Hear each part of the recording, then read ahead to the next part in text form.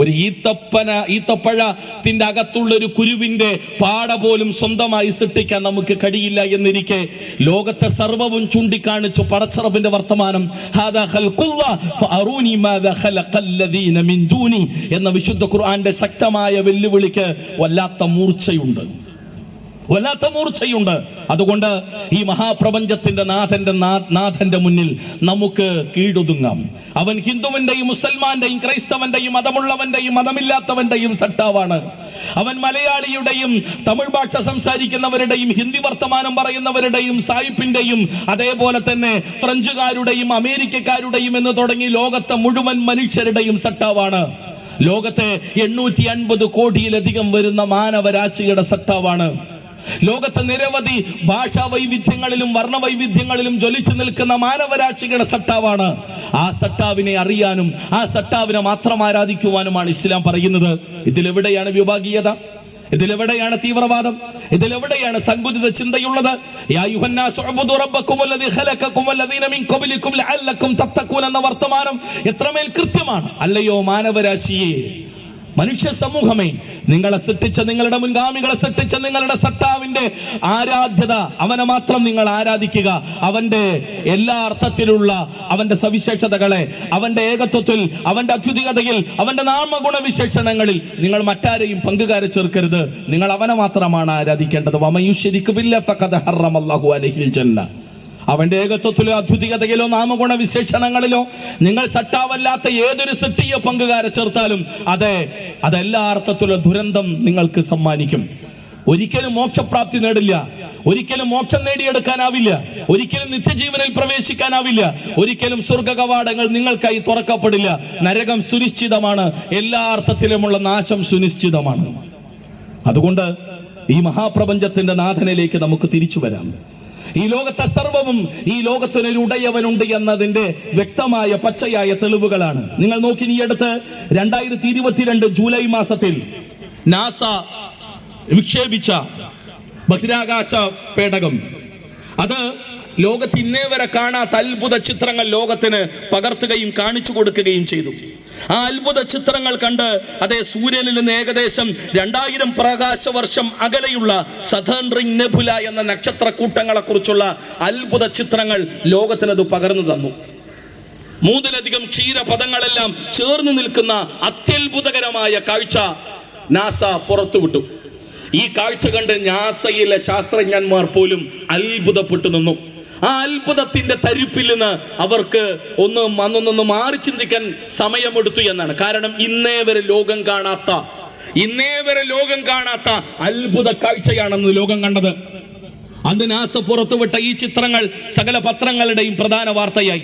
സകല ചാനലുകളിലും സകല സോഷ്യൽ മീഡിയയിലും അത് നിറഞ്ഞു നിന്നു. ആ അത്ഭുത കാഴ്ചകൾക്ക് മുന്നിൽ മനുഷ്യങ്ങനെ കണ്ണു തുറന്ന് അന്തം വിട്ടു നിൽക്കുന്ന, അത്ഭുതം തൂകുന്ന, അത്ഭുതം കൊണ്ട് തരിച്ചു നിൽക്കുന്ന ഒരു വല്ലാത്ത കാഴ്ചയായി അത് മാറി.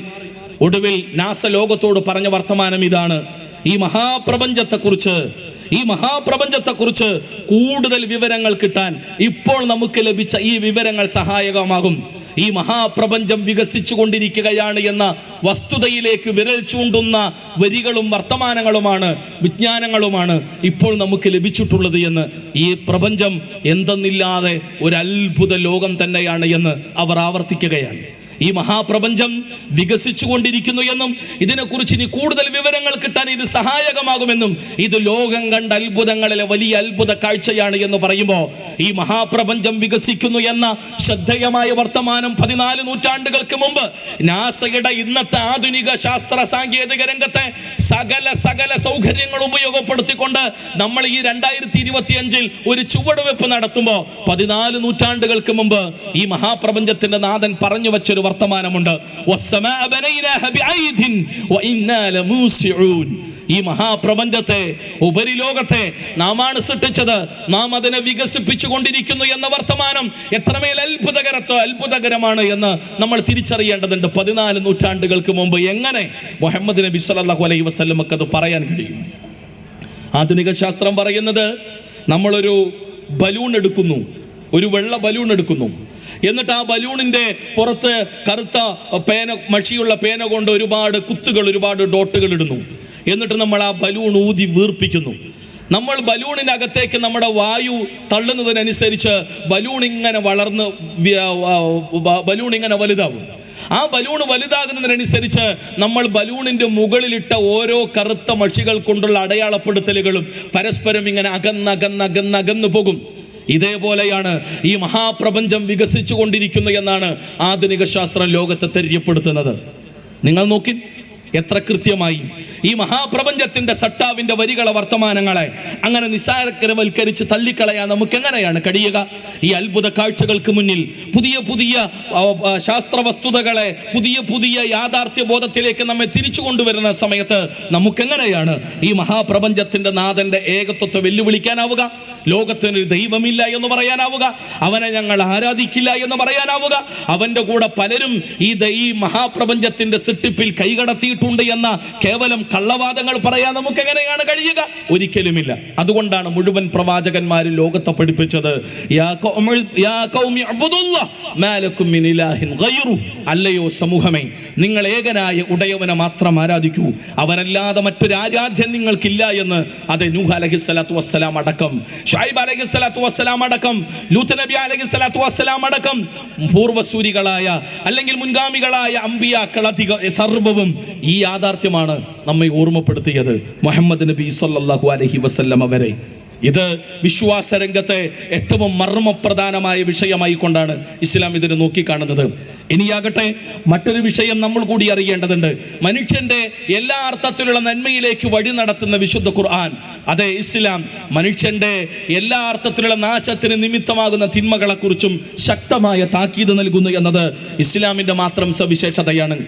ജീവിതത്തിന്റെ എല്ലാ തലങ്ങളിലും കൃത്യമായ ധാർമ്മികമായ വഴിയും വെളിച്ചവും നൽകുന്ന ഇസ്ലാം വേറെ എവിടെയാണ് നമുക്കതിനെ കാണാനാവുക?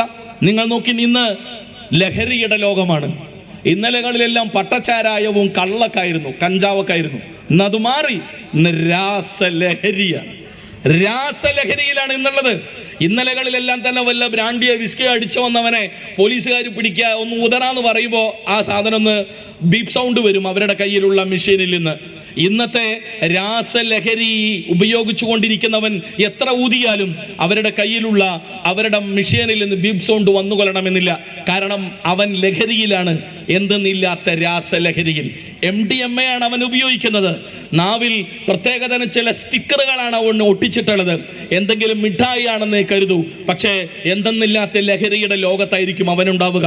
എന്തെല്ലാം പുതിയ പുതിയ ലഹരിയുടെ പുതിയ രൂപഭാവ തലങ്ങളാണ് നമ്മൾ കണ്ടുകൊണ്ടിരിക്കുന്നത്.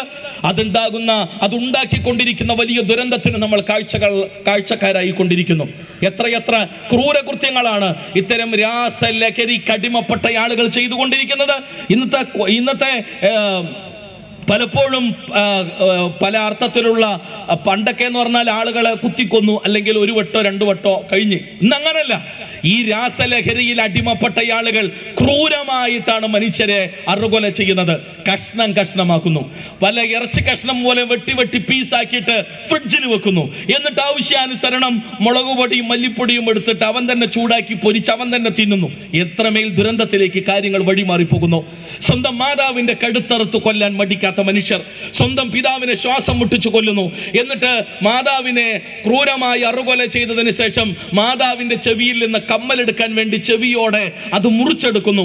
എന്തിനേറെ, തൻ്റെ കുഞ്ഞിൻ്റെ കയ്യിലുള്ള കുഞ്ഞൻ മോതിരം ഊരിയെടുക്കാൻ കഴിയാത്തത് കൊണ്ട് ആ കുഞ്ഞിൻ്റെ ചെറുവിരൽ, അതെ, മൂർച്ചയുള്ള ആയുധം കൊണ്ട് ആ കുഞ്ഞിൻ്റെ കയ്യിൽ നിന്ന് മുറിച്ചെടുത്ത് കൊണ്ടുപോകണമെങ്കിൽ തൻ്റെ ലഹരിയുടെ കിക്ക് തീരുകയാണ്. അടുത്ത ലഹരിക്ക് വേണ്ടി പണം വേണം. പണമില്ലാതെ വന്നപ്പോൾ തൻ്റെ ചോര പൈതലിൻ്റെ ചെറുവിരൽ മുറിച്ചെടുത്തുകൊണ്ടാണ് അവൻ ആ സ്വർണം അല്ലെങ്കിൽ ആ മോതിരം സ്വന്തമാക്കാൻ ഇത്രമേൽ ക്രൂരമായ നിലപാടുകൾ സ്വീകരിക്കുന്നത് എന്ന് പറയുമ്പോൾ ഈ ലോകത്തെ ഈ രാസലഹരിയുടെ അടിവേരുകൾ പിടിതെറിയാൻ, ആ രംഗത്ത് മനുഷ്യന് വഴിയും വെളിച്ചവുമാകാൻ ലോകത്തേത് ഏത് ദർശനത്തിനാണ്, ഏത് ഇസത്തിനാണ് കൃത്യമായ വഴിയും വെളിച്ചവും നൽകാനാവുക? അത് ഇന്നമൽ ഖംറു വൽ മൈസ്റു വൽ അൻസാബ് വൽ അസ്ലാമു റിജ്സുൻ മിൻ അമലി ശൈത്താൻ എന്ന് പറഞ്ഞു നിർത്തുകയല്ല വിശുദ്ധ ഖുർആൻ ചെയ്തത്. ആളുകൾ പറഞ്ഞു ഖംർ എന്ന് പറഞ്ഞാൽ അത് ആ കാലഘട്ടത്തിലെ മുന്തിരിയിൽ നിന്ന് അതുകൊണ്ട് വാറ്റിയുണ്ടാക്കുന്നതാണ്, അല്ലെങ്കിൽ ഈത്തപ്പഴം വാറ്റിയുണ്ടാക്കുന്നതിന് മാത്രമേ ഖംർ എന്ന് പറയുകയുള്ളൂ. അതല്ലാത്ത ഇന്നത്തെ സാധനമൊന്നും പ്രശ്നമല്ല. എങ്ങനെയാണ് അങ്ങനെ പറയാനാവുക? മനുഷ്യന് മാർഗവും മാർഗദർശനവുമാണ് ഇസ്ലാം. അതുകൊണ്ട് റസൂലുള്ളാഹി സ്വല്ലല്ലാഹു അലൈഹി വസല്ലമ അതെ ലോകാവസാനം വരേക്കുമുള്ള മനുഷ്യന് വഴിയും വെളിച്ചവും നൽകിക്കൊണ്ടാണ് റസൂലുള്ളാഹി സ്വല്ലല്ലാഹു അലൈഹി വസല്ലമ കടന്നു പോയിട്ടുള്ളത്. അതുകൊണ്ട് റസൂലുള്ളാഹി സ്വല്ലല്ലാഹു അലൈഹി വസല്ലമ പറഞ്ഞു, കുല്ലു മുസ്കരിൻ ഹറാം, കുല്ലു മുസ്കരിൻ ഹറാം.